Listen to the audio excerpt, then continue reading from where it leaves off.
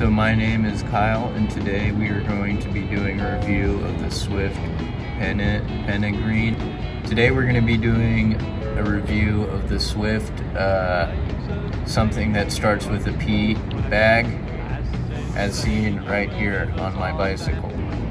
So this is the small 12-liter version, and it retails at an exorbitant $285. So I wanted to review it so you knew what you were getting yourself into before you spent all that fucking money. The bag weighs 1.4 pounds and is made out of X-Pack and chloroplast and nylon. It is semi-waterproof. You won't be able to ride with this in your shower. So here we have the front pocket. It's pretty big. It's like about the size of your hand, and it opens like this. Right now, the only thing I have in there is a mask, a tube.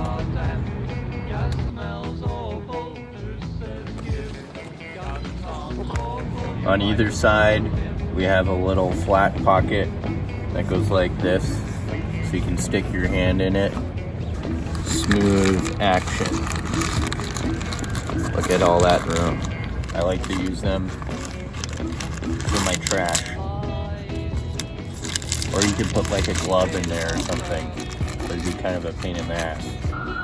Alright, so on the back we have two more pockets. These are deceptively large. You can fit this iPhone of a certain generation inside and then close it like that. I have my sunglasses in the other one.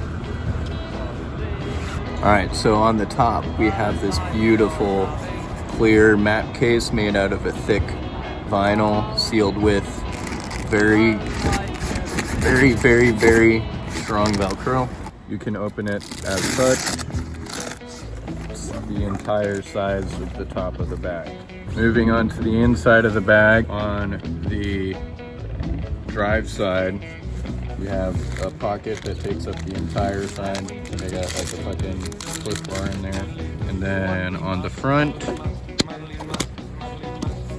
and on the sides, you got elastics to hold things. On each side of the bag, there is a piece of chloroplast that's there to provide structure for the bag. So in order to get in and out of the bag, I got this little shock cord, and there's two attachment slots on the side, these little hook things, and one on the back that make everything super secure. It's kind of a pain in the ass to do while you're riding, but it also gives you something to do while you're riding kilometers and kilometers and miles. In order to adjust the tension of the shock cord, they have these inside. As you can see, this is where it was before, and this is where I tightened it so that it would be tighter. In order to attach this bag in a secure fashion to your bicycle, you will need a rack. Mine is a Nido Rivendell M1 or something, and the Decalure. This one is a Velo Orange Decalure that mounts inside of your headset. The bag attaches to your rack with 4 strips of Velcro that are too long, so they sort of flap out at the sides. We also have here a little piece of webbing that goes over the tombstone of your rack. And then we have the Decalure attachment point. This does not come with a rack. You have to make it. You have to solder or use a soldering iron to make holes in the bag and then screw the Decalure on. This is the only place really that you can attach your Decalure. If it were any higher, the bag flap would cover it, and then you would run into it, and any lower it would be on the pockets, so that wouldn't work. This is where I attach the Decalure to the bag. As you see, it goes all the way through the bag and the chloroplast on either side.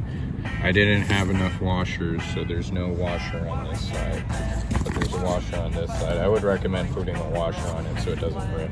Previously, I had the bag attached to the rack with these two holes because I hadn't received my Decalore yet. The problem is if you attach the bag only there, it wobbles around side to side much more than it's doing now because I have the Decalore on. It also features these largely useless shoulder strap attachments.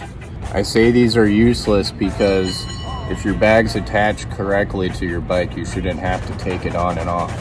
The other thing is they charge you like $15, I think, for the shoulder strap attachment when you could easily make that for less than $1 with supplies from your local sewing shop. So in order to take the bag on and off your bike, you first have to undo the Velcros, which I've already done, and then lift it up and out of the Decalore. But as you see with this particular thing, I gotta do like a little bit of like wiggling, and then it comes off the bike completely. If I can throw it back on the bike, the first thing you're gonna want to do is undo your Velcros and get them through the slots of your rack, 2 on each side, and then you're gonna muscle or finesse, whatever you prefer, the elastic around the tombstone, and then slide the Decalore into the receiver, and then go down to the bottom and feel for the little plastic Velcros, tidy them up. This one's a little bit bent, there you go, and then you're attached.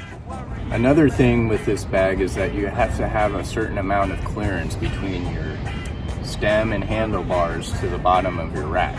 I would recommend that you have a minimum of 10 inches between the bottom of your rack and the bottom of the handlebar in order to fit the bag inside with enough room to have your hands in there. Otherwise, your fingers are going to be bumping against the back of the bag and it's going to fucking bother shit out of you.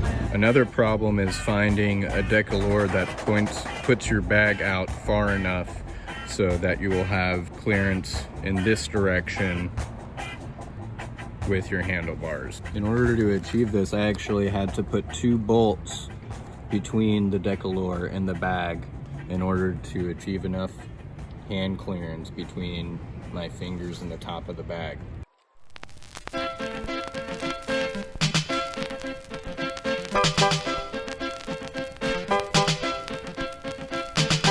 I have a few issues with this bag. The main problem that I have with the bag is the fact that it uses these shock cords in order to open and close the bag. The reason I have a problem with these shock cords is not because of how it's difficult or something to open and close them, because I actually think it's pretty easy to use them.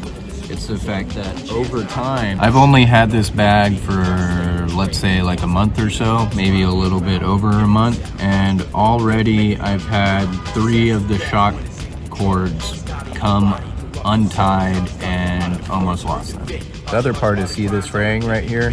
This is from closing the back over and over again, and eventually it starts fraying. I've had this bag for less than a month and it started doing this. This started happening maybe 2 days after having the bag. So this cord came off maybe 2 days ago. And actually I don't even really use these, but I understand the purpose of them. I've ridden on both the road and a lot of dirt with this bag, and it has stayed shut. One time I fell and I didn't have the bag completely closed and a bunch of stuff fell out of it. The bag is very easy to operate while riding your bike. The way the flap opens towards the rider makes it so that when you open it, it doesn't flap down or like in your face, and it opens towards the rider so you can reach in there and grab whatever the fuck you want out of there while you're riding. I will recommend that your headset is tightened to a degree that when you are riding without your hands on the handlebars, that the front end isn't shaking around because of the weight on the front end of the bike. So overall, I would give this bag a E. Not a B plus, not a B minus. Craftsmanship is good. Price is bad. So yes, I understand that American things come at a premium because they have to pay the workers more, but that does not necessarily mean that the quality is going to be any better. However, it is hard to find a similar product that attaches in the way that this one does. The best part of this bag is the attachment points, the way that it attaches to the bike, and the craftsmanship as well. Craftsmanship is very good. However, I wouldn't pay $300 for another one of these bags.